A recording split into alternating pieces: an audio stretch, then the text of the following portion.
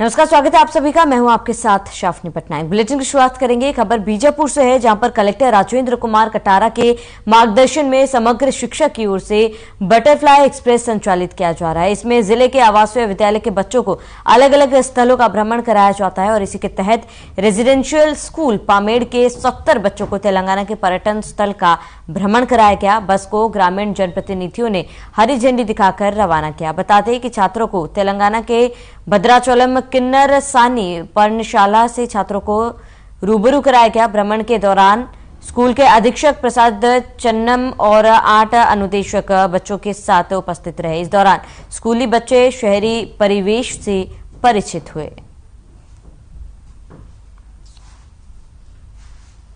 तो butterfly express collector के मार्गदर्शन में संचालित हो रहा है। तेलंगाना के पर्यटन स्थल का भी बच्चों ने भ्रमण किया और इस दौरान आपको बता दें कि कई ऐसी चीज़ों से बच्चे परिचित हुए हैं और बटरफ्लाई एक्सप्रेस का शुभारंभ कलेक्टर द्वारा किया गया था, जिसके बाद बच्चे तेलंगाना राज्य में कई ऐसी चीज़ों से परिचित हुए हैं और शहरी वातावरण से बच्चे परिचित हुए।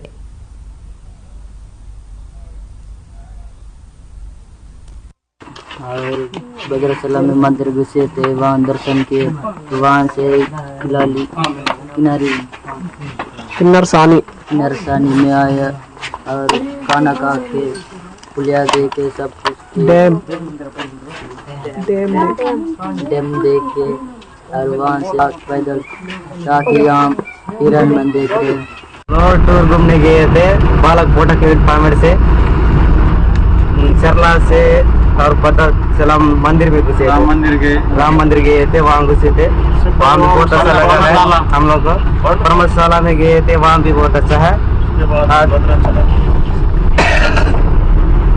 शनि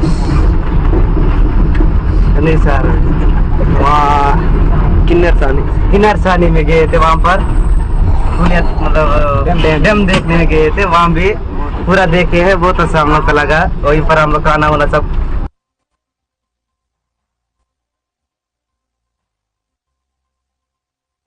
बीजापुर में एनआईए ने टेकुलगुड्डे मुठभेड़ में शामिल महिला नक्सली को गिरफ्तार किया है। रायपुर से आई एनआईए की टीम ने बीजापुर जिले के भोपालपट्टनम क्षेत्र में महिला नक्सली को हिरासत में लिया।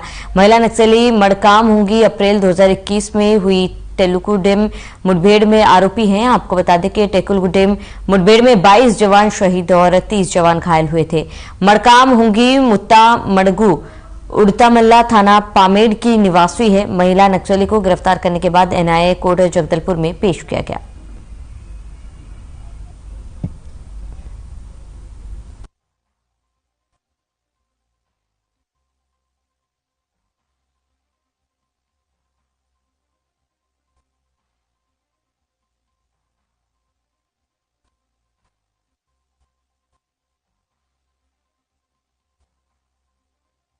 किया गया है। आपको बताते हैं कि जगदलपुर नक्सली को गिरफ्तार किया गया। एनआईए ने महिला नक्सली को गिरफ्तार किया है। टेकुलगुड्डे मुठभेड़ में नक्सली शामिल हुए थे और जगदलपुर कोर्ट में फिलहाल इस महिला नक्सली को पेश किया गया। तो एनआईए की टीम ने कार्रवाई करते हुए महिला नक्सली को गिरफ्तार किया था। इस महिला नक्सली को आपको बता दें कि गिरफ्तार कर कोर्ट में पेश किया गया है और आगे की कार्रवाई की जा रही है। तो एनआईए की टीम ने लगातार दबिश दी थी और आखिरकार उन्हें सफलता हासिल हुई, जिसमें एक महिला नक्सली को उन्होंने गिरफ्तार किया है और टेकुलगुड्डे मुठभेड़ में इस महिला नक्सली को गिरफ्तार किया गया था। फिलहाल इस महिला नक्सली को कोर्ट में पेश किया गया है और आगे की कार्रवाई जो है वो की जा रही है।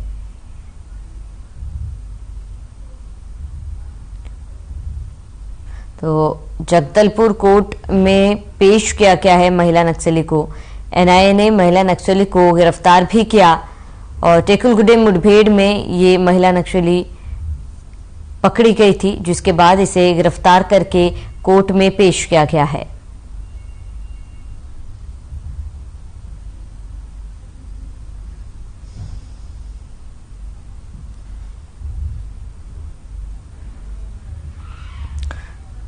तो तो जगदलपुर कोर्ट में इसकी पेशी हुई है और एनआईए ने महिला नक्सली को गिरफ्तार किया है। एक बड़ी सफलता एनआईए की टीम को हाथ लगी, जहां पर एक महिला नक्सली को गिरफ्तार कर उसे कोर्ट में फिलहाल पेश किया गया है।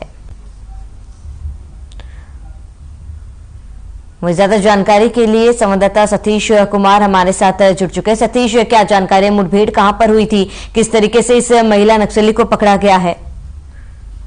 जी देखिए मैम, ये जो एनआईए की जो टीम है, ये एक्चुअली नेशनल इन्वेस्टिगेशन एजेंसी जो एक कार्रवाई करती है, उसके तहत कार्रवाई किया गया है। जो महिला है, नक्सली महिला का नाम जो है निकल के आ रहा है सामने, वो भोपालपट्टनम के क्षेत्र से निकल आ रहे हैं और इसका जो नाम है वो नाम उर्फ हुंगी है, मड़कम हुंगी।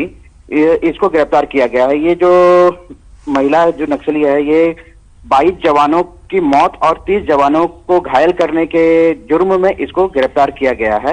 ये जो पार्टी एक निकली थी, पुलिस पार्टी पर घात लगा करके टेकुल गुड़म के पास में पुलिस पार्टी पर हमला किया गया था, जिसमें 22 जवान जो है मौत के घाट उतार दिया गया था और 30 जवानों को जो है घायल किया गया था। इसके तहत इस महिला को जो है, महिला नक्सली को गिरफ्तार किया गया है और इसकी जो उपस्थिति जो पता चली थी कि भोपालपट्टनम के क्षेत्र में प्राप्त हुआ था और उसके तहत देर रात इनको जो है गिरफ्तार कर आज कोर्ट में पेश किया जा रहा है। बिल्कुल सतीश, कोर्ट में पेश तो किया गया। अब आगे किस तरीके से कार्रवाई को आगे बढ़ाया जाएगा? क्या महिला नक्सली से पूछताछ में कुछ अन्य तथ्य जो है वो सामने आए हो?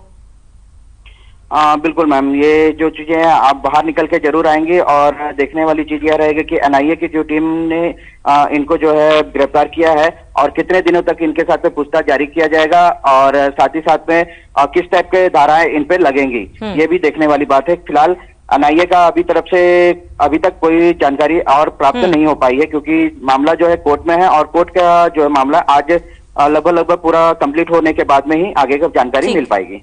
ठीक है सतीश, तमाम जानकारी के लिए आपका बहुत बहुत शुक्रिया। खबर चुरिया के उमरवाही गांव से है, जहां रामायण का कार्यक्रम रखा गया था और आपको बता दें कि रामायण के कार्यक्रम में मुख्य अतिथि के रूप में पूर्व विधायक भोलाराम साहू और जिला महामंत्री चुम्मन साहू जी शामिल हुए।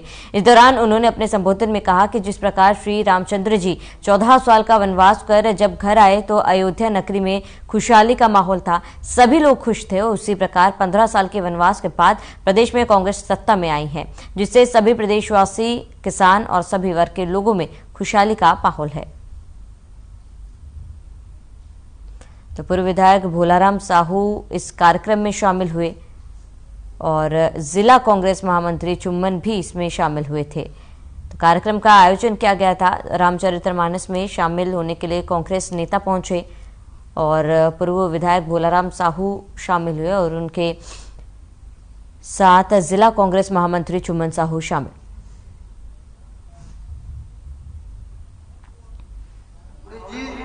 रावटे जी, चमक रावटे जी, विष्णु नायक जी, रामदास भैया जी, आदरणीय सरपंच, आदरणीय शहीद होकर पूरा पंचगण और हमार बहुत बढ़िया आपला मंच के माध्यम से गुरुतुर बोर्ड के माध्यम से आप सब एक जगह सकेल के रखिए हमार भाई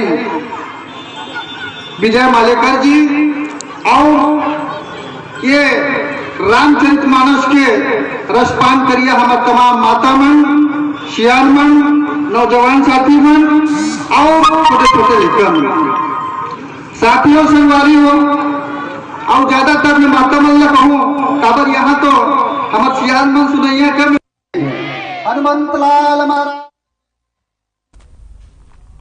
मूलसनार से उदेला सड़क निर्माण को लेकर कार्यपालन अभियंता ने बताया कि मूलसनार से उदेला सड़क निर्माण कार्य पूरा करने के लिए 6 अक्टूबर 2018 को ठेका दिया गया था, लेकिन 4 साल से अधिक समय होने के बाद भी ठेकेदार ने काम पूरा नहीं किया। ठेकेदार की अरुचि और कार्य में अत्यधिक सूचना मिलते ही नियमानुसार कार्रवाई करते हुए ठेकेदार का कॉन्ट्रैक्ट निरस्त कर दिया गया है। साथ ही कहा कि जल्द ही विभाग आवश्यक कार्रवाई पूरा कर दोबारा से ठेका दिया जाएगा।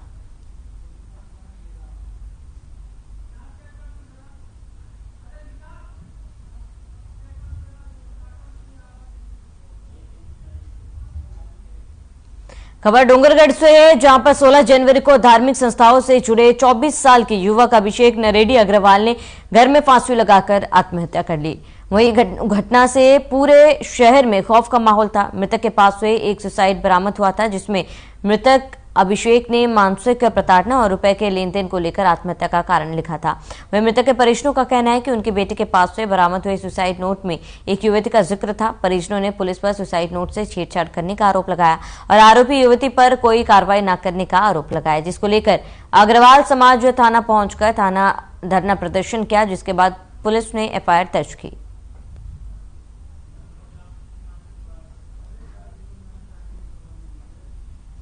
आज रायपुर से आए थे पीड़ित परिवार से मिलने, दुख बांटने, तो मालूम पड़ा कि उनके द्वारा जो अपराध दर्ज कराया गया था, यह सूचना अपराध तो दर्ज ही नहीं हुआ है। उनके द्वारा जो प्राथमिक सूचना दी गई, जो सुसाइड नोट और तमाम उसके टेलीफोन आदि बरामद किए गए, उस पर आज तक कोई कार्रवाई नहीं हो पाई है।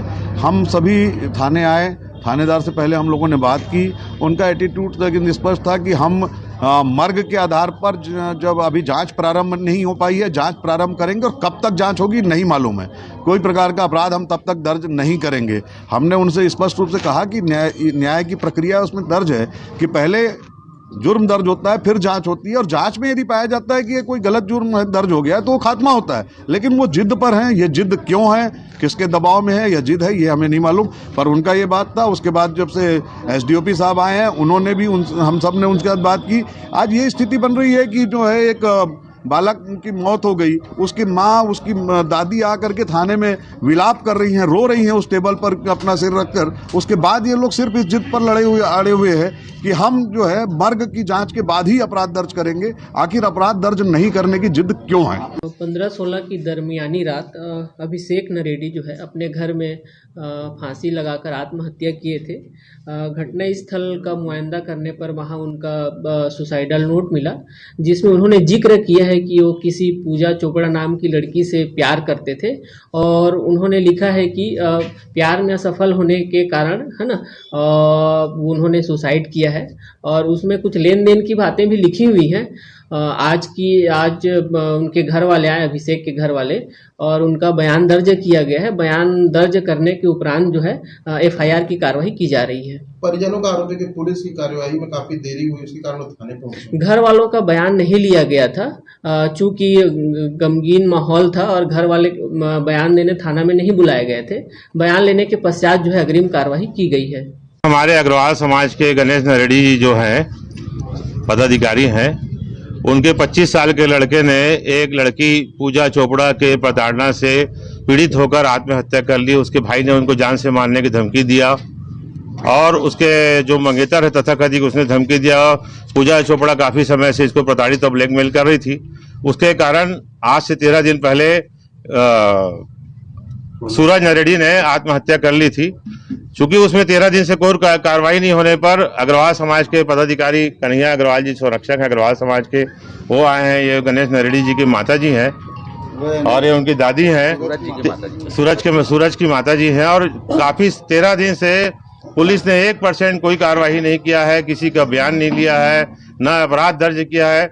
जबकि सुसाइड नोट में स्पष्ट लिखा हुआ है कि मैं पूजा चोपड़ा, उसके मंगेतर अभिषेक, आशीष और सभी के प्रताड़ना से तंग होकर मैं आत्महत्या कर रहा हूं, उनको दोषी माना जावे। और हर समय मेरे बेटे से पैसा मांगती थी, मेरा बेटा उसका पूरा खर्चा उठा रहा था। शादी के लिए वो तैयार थी, मुझे बोली मैं आपके घर में ही बहू बन के आऊंगी। इसे हर समय मैं उसकी गवाह हूँ। हर समय मेरे बच्चे को यही बोली, मेरे को भी बोली माँ मैं शादी करूंगी, और उसको हमेशा इमोशनल टॉर्चर करती थी। वो नहीं जाता तो उसको बोलती थी तू नहीं आएगा तो देख, और हर समय उसको सोचती कि मेरे को न्याय होना। उसके कारण पूजा संतोष चोपड़ा के कारण मेरे लड़के ने आत्महत्या की। मेरे को एक न्याय होना, एक माँ को न्याय। बेमेतरा में तेज रफ्तार का कहर देखने को मिला, जहां पर एक बाइक से जा रहे युवक अचानक मोड़ आने के कारण बाइक अनियंत्रित होकर दीवार में जा टकराई, जिसके चलते बाइक चालक को गंभीर चोटें भी आई है। वहीं मौके पर ग्रामीणों ने एम्बुलेंस की सहायता से नवागढ़ शासकीय हॉस्पिटल में युवक को भर्ती कराया, जहां उसका इलाज जारी है। तो बेमेतरा में तेज रफ्तार का कहर देखने को मिला, जहां पर बाइक चालक को गंभीर रूप से अस्पताल में भर्ती कराया गया है। तो तेज बाइक जो था वो जाकर दीवार से टकरा गया, जिसके बाद कई चोटें आई हैं युवक को गंभीर हालत में अस्पताल में भर्ती कराया गया, जहां पर उसका इलाज जारी है। तो बाइक चालक को गंभीर चोटें आई है हादसे में। तेज रफ्तार का कहर देखने को मिला।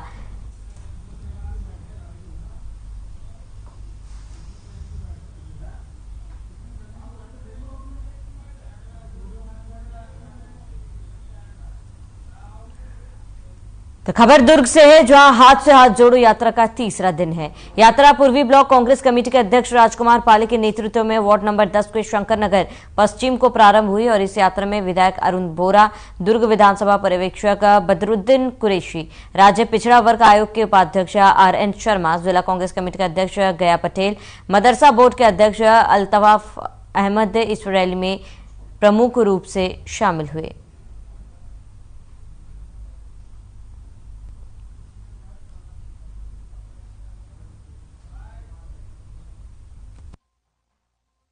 कांग्रेस का जो सिद्धांत है उस सिद्धांत के आधार पर उनकी ये यात्रा चल रही है। धर्मनिरपेक्ष पार्टी है कांग्रेस पार्टी, सभी धर्मों का समान रूप से सम्मान करती है और देश की आज़ादी के बाद जितने भी विकास के कार्य हुए वो कांग्रेस के शासनकाल में ही हुए। पंडित जवाहरलाल नेहरू हमारे देश के प्रथम प्रधानमंत्री बने।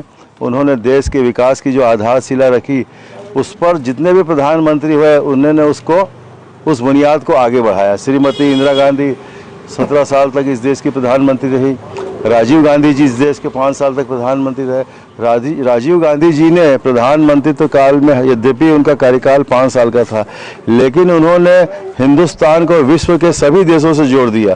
इसलिए राजीव गांधी जी को कभी भुलाया नहीं जा सकता। आज राहुल गांधी जी जो यात्रा कर रहे हैं उसका इस बात का संदेश है कि भारत को जोड़ने का प्रयास करना चाहिए। कुछ ऐसी ताकतें हैं, भारतीय जनता पार्टी तोड़ने का प्रयास कर रही है और कांग्रेस ने हमेशा जोड़ने का काम किया है। उसी तर्ज पर पूरे प्रदेश में हाथ जोड़ो यात्रा, क्योंकि कांग्रेस ने हमेशा विनम्रता से कार्य किया है और एक सेवक के रूप में कांग्रेस पार्टी ने काम किया है, तो सबके पास सब मतदाताओं के बीच में जा रही है और हाथ जोड़ के इस बात का निवेदन कर रही है कि हम सबको एक रहना है, देश को एक रखना है, प्रदेश को एक रखना है, धर्म के नाम पर बांटना नहीं है। जो काम भारतीय जनता पार्टी करती है उस काम से बचना है और नफरत से बचना है और सबके बीच में सद्भावना, भाईचारा, एकता का वातावरण हमको बनाना है। इस उद्देश्य से लेकर यात्रा चल रही है और हम लोग आज ये तीसरा दिन है, जिला कांग्रेस कमेटी के माध्यम से हम ये यात्रा कर रहे हैं और पूरे 60 दिन चलेगी। लोगों के बीच में जाएंगे, कांग्रेस की नीति रीतियों को बताएंगे और भारतीय जनता पार्टी की, केंद्र की भारतीय जनता पार्टी की जो नाकामियां हैं उसको उजागर करेंगे। उन्होंने कहा था कि हम बेरोजगारी समाप्त करेंगे, प्रतिवर्ष 2 करोड़ लोगों को रोजगार देंगे, लेकिन कहीं उनका तो पता नहीं है। छत्तीसगढ़ सरकार किसानों के लिए कोई योजना उन्होंने नहीं बनाई।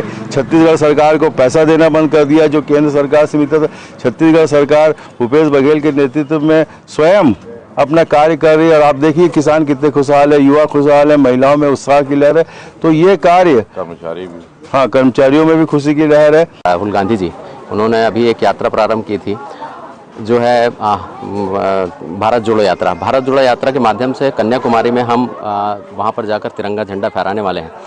उसके पीछे एकमात्र उद्देश्य यही है कि भारत में जो अभी असमानता चल रही है, भारत में जो कट्टरता चल रही है, उसके विरोध में हम ये कर रहे हैं और इसी के परिप्रेक्ष्य में हम लोगों के बीच हाथ से हाथ जोड़ के चल रहे हैं। हाथ से हाथ जोड़ने का मतलब यह है कि एक हाथ से दूसरा हाथ जुड़ेगा तो भारत की एकता, अखंडता और सौहार्दता हमेशा के लिए बनी रहेगी और यही आज के परिप्रेक्ष्य में भारत जोड़ो यात्रा की कितनी कामयाबी आपके दुर्ग शहर में देखी जा रही है? बहुत अच्छी कामयाबी देखी जा रही है भारत जोड़ो यात्रा के माध्यम से। अभी लोगों के बीच में ये बात तो चली, आज लोग अपने बारे में बात करना चालू किए हैं। आज वो शिक्षा के बारे में बात कर रहे हैं, स्वास्थ्य के बारे में बात कर रहे हैं, अपने बच्चों के भविष्य के बारे में बात कर रहे हैं। नहीं तो इससे पहले आप 6 महीने पहले, 4 महीने पहले आप देखे होंगे कि ये सिर्फ बातें होती थी, नफरत की बात होती थी, जातिवाद की बात होती थी और विरोध की बात होती थी। अब वो सारी चीज़ें यहाँ पर से धीरे धीरे छट रही है। समय लगता है किसी भी चीज़ के लिए और ये यात्रा का उद्देश्य कोई राजनीतिक उद्देश्य नहीं है। यात्रा का उद्देश्य है भारत की एकता और अखंडता को हम सुदृढ़ रखें और एक तरीके से ये है कि हम एक होकर भारत के निर्माण में अपना योगदान प्राप्त प्रदान करते हैं।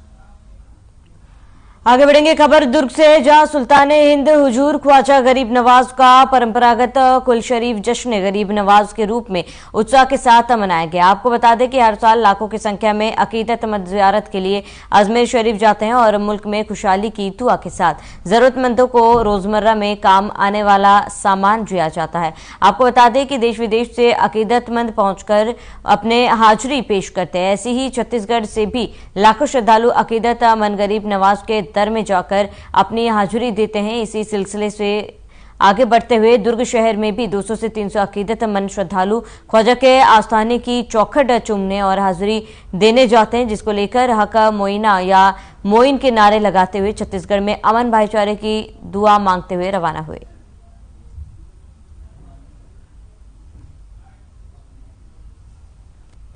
हम लोग यहाँ छत्तीसगढ़ दुर्ग से लगातार 25 वर्षों से विगत 25 वर्षों से ख्वाजा गरीब नवाज शहंशाह हिंदुस्तान अताए रसूल ख्वाजा मोइनुद्दीन हसन चिश्ती संजरी की बारगाह में हाजिरी देने जा रहे हैं। तमाम लोग यहाँ के छत्तीसगढ़ के लोग और देश विदेश से सभी लोग ज़ायरीन वहाँ पर इकट्ठा हो रहे हैं और हम लोग छत्तीसगढ़ के लिए अच्छी दुआएं करेंगे, शांति अमन की दुआएं करेंगे। 25 वर्षों से अजमेर शरीफ ख्वाजा साहब के दर पे जा रहे हैं, 25 वर्षों से जा रहे हैं और दुर्ग से ज़ियारत के लिए जा रहे हैं। बहुत से लोग हैं, कईयों लोग हैं, 100 कम से कम 100-150 लोग यहाँ से जा रहे हैं और छत्तीसगढ़ के लिए अमन शांति के लिए हम दुआ करेंगे। यहाँ अमन शांति रहे, चैन सुकून रहे, सब चीज़ अच्छा रहे, ख्वाजा साहब सब ठीक कर दें।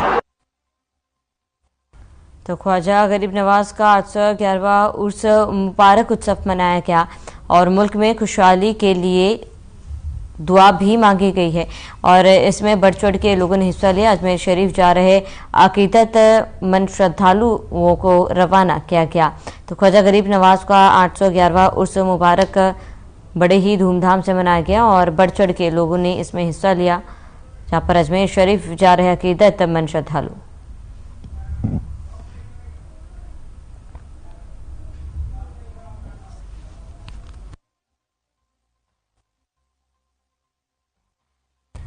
खबर कांकेर से है, जहां पर पुलिस और नक्सलियों के बीच मुठभेड़ हो गई। आपको बता दें कि पुलिस को गुमझीर के जंगल में नक्सलियों के बड़े लीड रोके होने की सूचना मिली थी, जिस पर कार्रवाई करते हुए सुरक्षा बल और डीआरजी की टीम ने सर्च ऑपरेशन चलाया, जिसको लेकर सुरक्षा बलों की नक्सलियों से मुठभेड़ होगी। पुलिस को भारी पड़ता देख नक्सली जंगल पहाड़ की आड़ लेकर भाग निकले। पुलिस ने बताया कि मुठभेड़ में कई नक्सलियों की घायल होने की भी संभावना है। तो नक्सलियों के बड़े गुट से मुठभेड़ हुई। डीआरजी टीम ने सर्च ऑपरेशन चलाया था, जिसके बाद नक्सलियों की मुठभेड़ पुलिस टीम के साथ हुई थी और पुलिस को अपने पे भारी पड़ता देख नक्सलियों ने जमकर गोलीबारी की थी और नक्सलियों के बड़े गुट के साथ मुठभेड़ हुई। डीआरजी टीम ने सर्च ऑपरेशन चलाया है। पुलिस और नक्सलियों के बीच सर्च ऑपरेशन के बीच जमकर मुठभेड़ हुई है। नक्सलियों के बड़े गुट से मुठभेड़ पुलिस की हुई थी, जहां पर पहाड़ों के पीछे अपने आप को छुपाते हुए नक्सली जो है पुलिस पर हमला कर रहे थे और पुलिस और नक्सलियों के बीच जमकर मुठभेड़ हुई।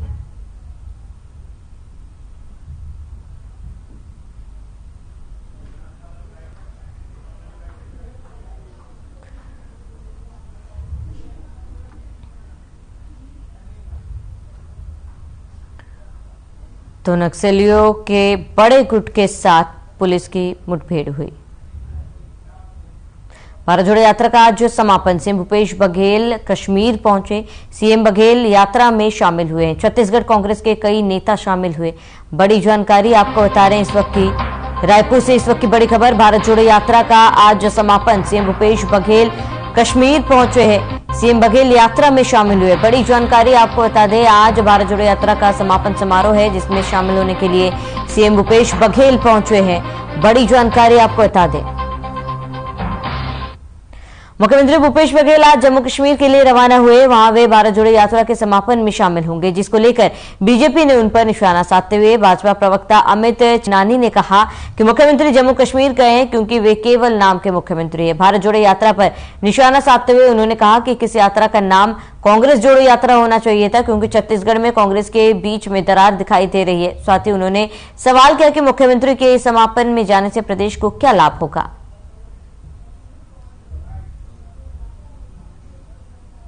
अब भारत जोड़ो यात्रा में माननीय मुख्यमंत्री जी गए हैं तो उनकी पार्टी उनको बुलाएगी, क्योंकि बहुत ही गिनती के मुख्यमंत्री हैं कांग्रेस के पास। भारत जोड़ो यात्रा से अच्छा होता कांग्रेस जोड़ो यात्रा होती। छत्तीसगढ़ में इसकी विशेष आवश्यकता महसूस होती है। टीएस सिंहदेव और मुख्यमंत्री जी के बीच में जो दरार है उसे दुनिया जानती है। इस दरार को जोड़ने की जरूरत थी। भारत जोड़ो यात्रा को कोई बहुत प्रतिसाद नहीं मिला है। जनता को उस यात्रा से कोई खास मतलब नहीं है। तो ऐसे में अगर हमारे मुख्यमंत्री जी जाकर समापन में शामिल होते हैं, इससे छत्तीसगढ़ को क्या फायदा है। खबर रायपुर से, जहां बीजेपी उपाध्यक्ष लक्ष्मी वर्मा व महिला मोर्चा के प्रदेश अध्यक्ष शालिनी राजपूत ने प्रधानमंत्री नरेंद्र मोदी को बधाई दी। बता दें कि कैंसर की मुफ्त वैक्सीन के लिए चुनिंदा राज्य चुने गए, जिसमें से छत्तीसगढ़ को भी चुना गया।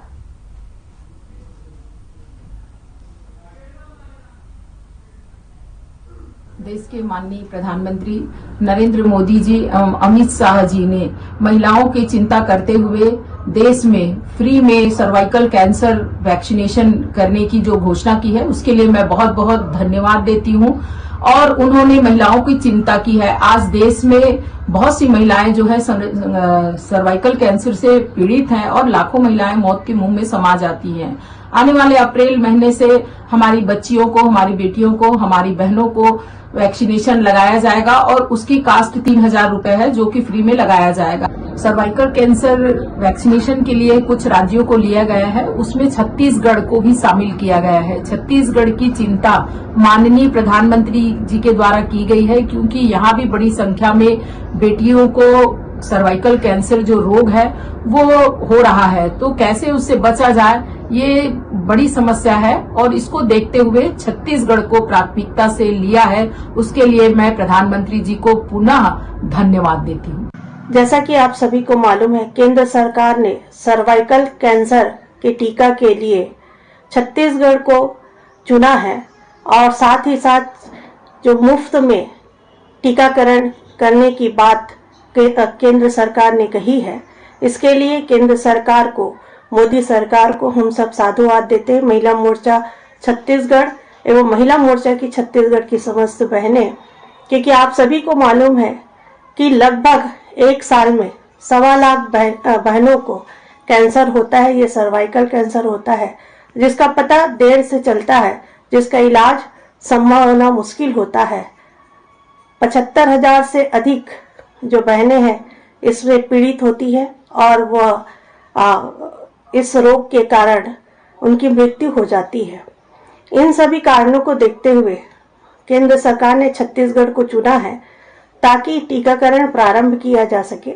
आप सभी को मालूम है, अगर प्राइवेट में इस टीका का लेते हैं तो 3,000 पर व्यक्ति पड़ता है, लेकिन केंद्र सरकार ने इसे मुफ्त टीकाकरण की योजना छत्तीसगढ़ में लागू अप्रैल माह से करने जा रही है, जो कि हम सबके लिए एक सुखद एहसास है और स्वास्थ्य की दृष्टि से बहुत बड़ा सौगात है छत्तीसगढ़ के लिए। मैं मोदी जी को धन्यवाद देती हूँ हम सब। चलिए, इसी के साथ इस बुलेटिन में फिलहाल मेरे साथ इतने। देश और प्रदेश की तमाम बड़ी खबरों के लिए आप बने रहिए हमारे साथ।